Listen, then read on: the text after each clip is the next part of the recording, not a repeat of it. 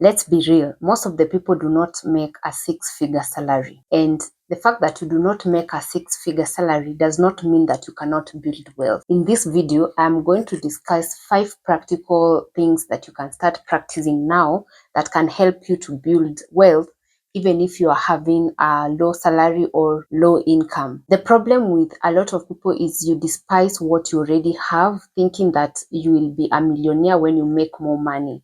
But that's not true. You can become a millionaire even from your salary, because being a millionaire, it's not an overnight job, and it is usually compounding. It's good, smart money habits that compound over the years that make you become a millionaire. Unless you really come from a background where the wealth has already been created and it's been handed over to you. But for most of us, we have to create this wealth from scratch. So stick around and watch this video to get these simple 5 practical things that you can start doing them now to build wealth. The first practical step is to live below your means and make sure that you earn more than you spend. What does this mean? This means that you do not consume all your income in paying for your needs like rent, food, commuting, and a lifestyle like eating out with friends, buying new clothes. You make sure that you minimize that to take 50 to 60% of your income. The reason as to why you need to live below your means is so that you can have money to invest. You can have money to save in your emergency fund. You can have money to take care of emergencies. So every time you want to buy something, always don't ask yourself if I can afford this, because in most cases, you can actually afford it. Ask yourself, if I purchase this item, is it making me draw closer to achieving my financial goals, or is it throwing you off balance? Those are the kind of questions you need to ask. Another personal question also you need to ask is, where I am right now, I'm paying this rent, and you feel like you have that urge to upgrade because you have gotten that salary increase or you have gotten a new job. But the thing is, you need to ask yourself, if I make this decision of moving from the money that I'm paying now, if it is 10,000 to start paying 15,000, is that helping me achieve my financial goals? You see, those kind of questions you need to ask yourself before you make significant financial changes in your life. And they will help to keep you check, to make sure that you live below your means and leave more room to invest. The second practical step is start investing now. I know most people feel like, no, I'm not ready to start investing. I am still making little money. I will start investing when I reach a certain age. Maybe if you're in your 30s, you're saying I will start investing when I'm in your 40s, or you're just like, no, I'll start investing when I start making an X amount of money. But the truth is,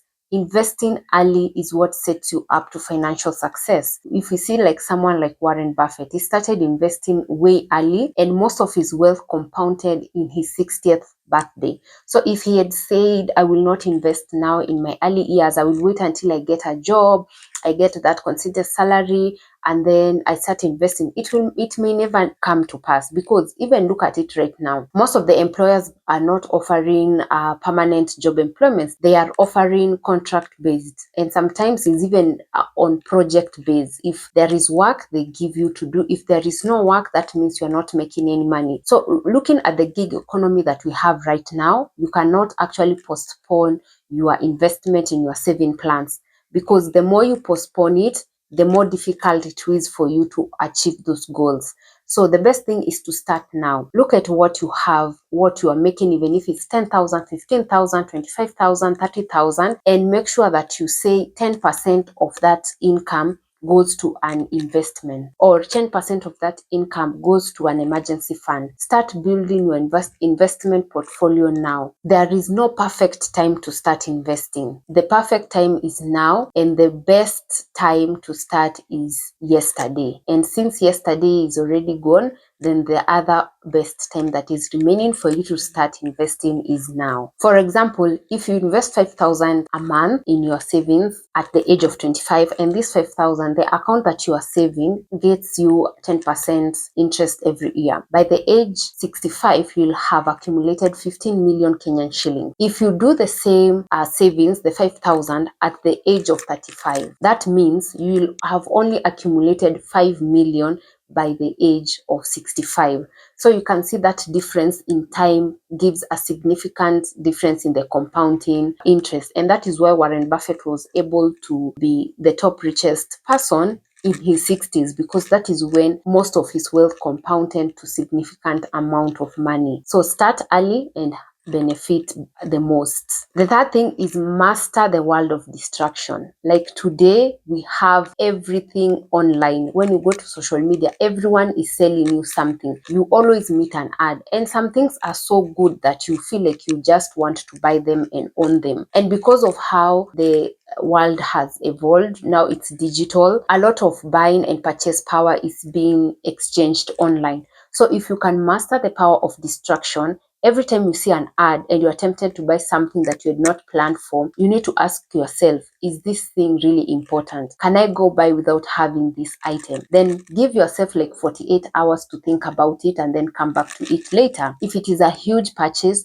you can give yourself even a month to think about it, because in most cases, these online ads want you to buy those items now. And since most of us spend 5 hours online on minimum, averagely, it means that you have a tendency of buying things online. If you master that art of avoiding distractions, then you can be able to stick to your plan of financial freedom. Another way to master distraction is actually social media by itself is a distraction towards your personal goals. If you can also master that art of avoiding social media and focusing on productivity, then you'll be able to move far in life. You see, this distraction does not only distract your finances, it also distracts your time, your productivity. So with time, you'll be able to grow and become better as you avoid these distractions. The fourth practical step is build streams of income, not just salary. Congratulations, you have been hired. That is the first step of financial freedom. Once you have been hired, and you have a salary, then that means you have an income that is checking in your account every month. And that is a good thing, and that is the first step. Once you have been hired and you're on a salary, now start thinking of how you can increase sources of income. For instance, I've written a book on career-based online side hustles that you can start to work on them while you are still employed. The benefit of having an online side hustle is because you can work from anywhere. You can work from home, you can work after your usual job, and it gives you that freedom of having an extra amount of money. And this extra source of income, it helps you, or it propels you faster to reach your financial goals, which is building wealth. If you'd like to have a copy of this book, I've left a description in the link below. It is only going for 1,000 Kenya shillings. It highlights the kind of jobs you can look for in every career. It's a guideline to help you look for an online side hustle within your career, because most of the people, when they hear online jobs, they think about writing or virtual assistant. But the truth is, all jobs are available remotely and you can have them as a side hustle. Another source of income is turning your home into an asset. If you have a home that has several rooms, you can turn one into an Airbnb and host people who pay you for being host in your family or in your house. Another way to increase income is saving your money in a high yield account, like an emergency fund account, where you can have it in a money market fund account where you get monthly interest that is usually compounding every month. Another way of increasing source of income is starting an online business where you can actually sell products or services, because most of the people are always willing to buy things that solve their problems. So if you can find a product that people love purchasing and they can actually purchase today, and after some time they can come back and purchase that item, then that is a good side hustle to do. And today, with the digital world, you can sell your products on different platforms. You can look in your country which platforms they sell. Like in Kenya and in Nigeria, you can have a shop on Jumia. You can also, if you're in another part of the world, you can have shops on Amazon, you can have shops on AliExpress, you can have Shopify. There is a lot of things that you can do online to earn you extra money. The goal is, make sure when you get employed, do not settle for that. Always think about adding a stream of income, and this is what will help you achieve your financial goals. Another source of income is you can sell knowledge through ebook or through a YouTube channel or through online courses. So you just need to find where you are, the skill that you have, and find out what are people willing to pay for, and then start offering that service. The goal is not to be busy and run many businesses at the same time so that you can make income. No, the goal is to make sure that the side hustles or the investment that you have can actually generate money on your behalf, even when you are not physically involved in them. And this is actually a good step of becoming a millionaire and becoming wealthy, because majority of the people who are millionaires in the world, they have systems and businesses that run without them being present in that business.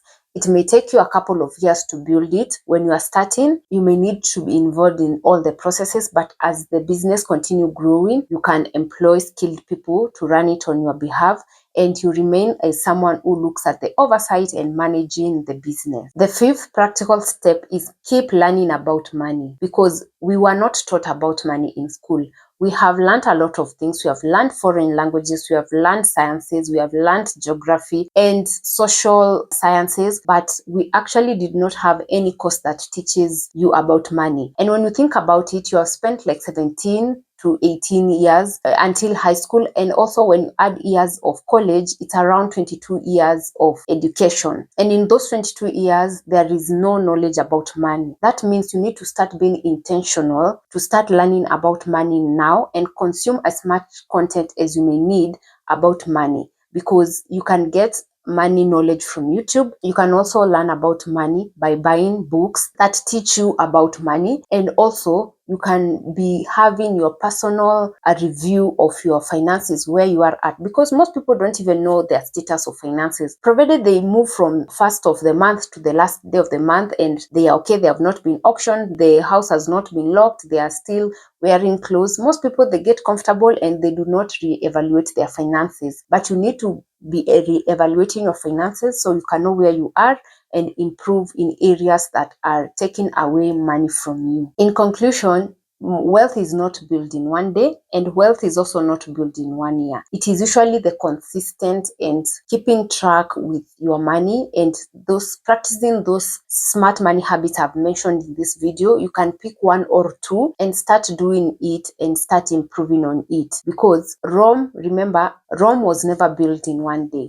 So is your wealth. You need to start somewhere where you are right now and then continue, because if you start making better financial decisions now, in the next 5 years, you'll be able to see a significant change in your life. But if you keep on saying, I will wait until the right time comes to start investing and improving my finances, that time may never come, because there is no right time for doing anything. The best time is to start now. No matter your income, just know that financial freedom and building wealth is achievable if you put your mind and focus into it.